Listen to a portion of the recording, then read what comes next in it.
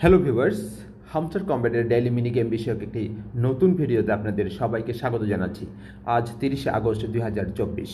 Daily mini গেমে আগে কেবল puzzle গেমটা ছিল, যেখানে মার্কেট ক্যান্ডেলসগুলো সরিয়ে চাবিটা বের করে নেওয়া হতো। সম্প্রতি নতুন একটা গেম যুক্ত হয়েছে এখানে, সেটা হচ্ছে হ্যাক্সা পাজেল, অর্থাৎ 6 কোণা টাইলসের খেলা। তা আমরা প্রথমে পাজেল গেমটা খেলি। পাজেল গেমের উপর টাচ করি প্লের উপর।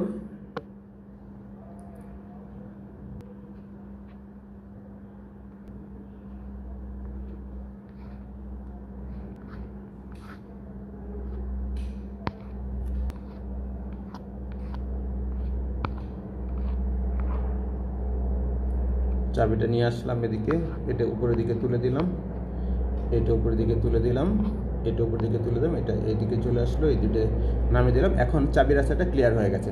চাবিটা জাস্ট ডান দিকে স্লাইড করে বের করে নেই। Puzzle solved. চলুন এখন দ্বিতীয় গেমটা খেলি, যাকে বলা হয় হ্যাক্সা পাজেল। টাচ করি হ্যাক্সা পাজেলের উপর, টাচ করি প্লের উপর। এখন নিচে 3 রকমের টাইলস আছে, আর মাঝখানে হলো অনেক বড় একটা স্ট্রাকচার, যেখানে এই নিচ থেকে টাইলসগুলো নিয়ে বসাতে হবে। তো সবুজটা নিলাম, নিয়ে মাঝখানে বসালাম। এখন সবুজের পাশে সবুজ অর্থাৎ একই রঙের টাইলস পাশাপাশি বসালে সেই টাইলসগুলো একত্রিত হয়ে স্তূপ হয়, এবং একটা নির্দিষ্ট সংখ্যক টাইলস যখন স্তূপাকার হবে তখন সেটা কয়েনে পরিণত হবে। তো নিচে আর সবুজ নাই, সুতরাং আমি সবুজের পাশে সবুজ বসাতে পারছি না, আমি কর্নারে হলুদ বসিয়ে দিলাম।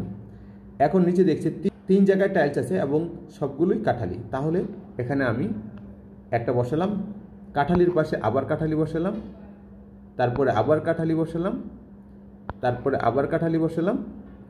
এখন কিন্তু সবগুলো কাঠালি রঙের টাইলসগুলো একত্র হয়ে গেছে, স্তূপাকার হয়ে গেছে। এখন সবুজের পাশে সবুজ বসাই, লালের পাশে লাল বসাই, তারপরে লাল বসাই, তারপরে সবুজ বসাই, তারপরে সবুজ বসাই। 11 পয়েন্ট চলে আসলো সবুজ টাইলগুলো স্তূপাকার হওয়ার কারণে। তারপরে হচ্ছে আমি কাঠালির পাশে কাঠালি বসাই, সেখানে 14 চলে আসলো।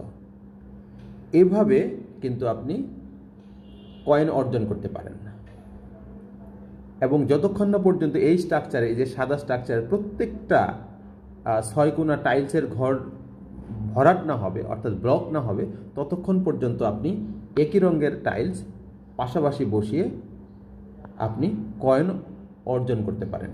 তো এটা যদি আমি পুরো স্ট্রাকচারটা ব্লক করতে যাই অনেকটা সময় লেগে যাবে। তো সে কারণে ভিডিওটি এখানেই শেষ করছি। ধৈর্য ধরে ভিডিওটি দেখার জন্য আপনাদের অনেক অনেক ধন্যবাদ। ভিডিওটি যদি আপনাদের ভালো লাগে থাকে তাহলে অবশ্যই লাইক, শেয়ার, কমেন্টস করবেন, আর পরবর্তী ভিডিও যদি পেতে চান তাহলে সাবস্ক্রাইব করবেন।